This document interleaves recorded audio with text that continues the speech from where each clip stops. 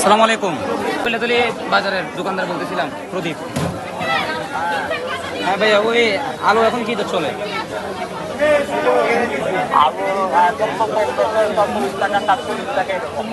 47 টাকা না? আচ্ছা, এই 3-4 দিন আগে কত চলছিল? 3-4 দিন আগে কত চলছিল? হ্যাঁ, খুব বেশি ছিল না। কত ছিল?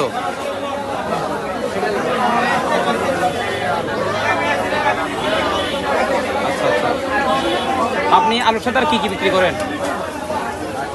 আলুর সাথে আর কি কি বিক্রি করেন? আচ্ছা, আপনি তো বাগদাদ বাণিজ্য জেলায় বলতেছিলেন, তাই না?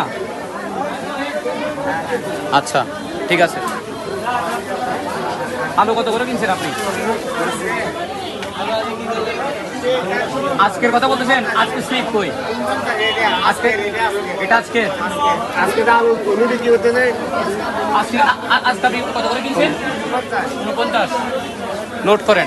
আজকে আলু বিক্রি 47 টাকা করে। উনি বলছে 47 টাকা। আমি রেট দেখতেছি না, আমি ওনাকে কল দিছি।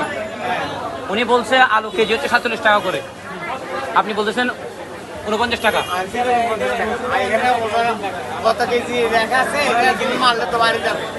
এটা আসার তো দরকার নাই। উনি বলছেন 47, আপনি বলছেন 49। এটা কেন হবে? আপনি যে দোকান থেকে কিনছেন? জি, আমি ওর সাথেই কথা বলছি।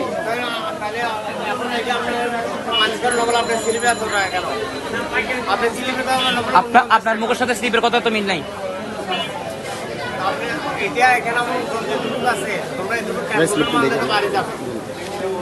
আমি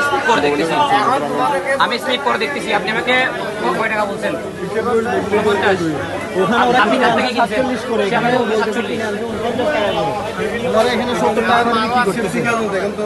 আরে এরকম স্লিপ না দোকানদার তো 50 টাকা বানাতে পারে। আলু কি এটার মধ্যে কি তফাৎ আছে?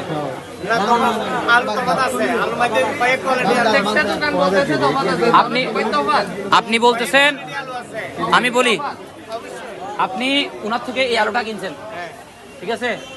আপনি বলছেন এটা 49 টাকা করে কিনছেন, সে বলতেছে এটার দাম 47 টাকা। এখন আপনার সাথে, আপনি যার থেকে কিনছেন তার সাথে কথার সাথে কোনো মিল নাই। আপনি বিক্রি করতেছেন 55 টাকা করে। আপনি যদি আমি কথা শেষ করি, আপনি যদি 49 বা 50 টাকা করে যদি আপনি 5 টাকা লাভ করেন প্রতি কেজিতে, দ্যাটস ইট, ওকে। কিন্তু আপনি বলতেছেন এটা 49 টাকা করে কিনছেন। এটা আমি উনি যার থেকে কিনছে, আমি তাকে কম দিলাম, সে বললো এটা 47 টাকা। তাহলে তার সাথে যে কিনছে, যার থেকে কিনছে তার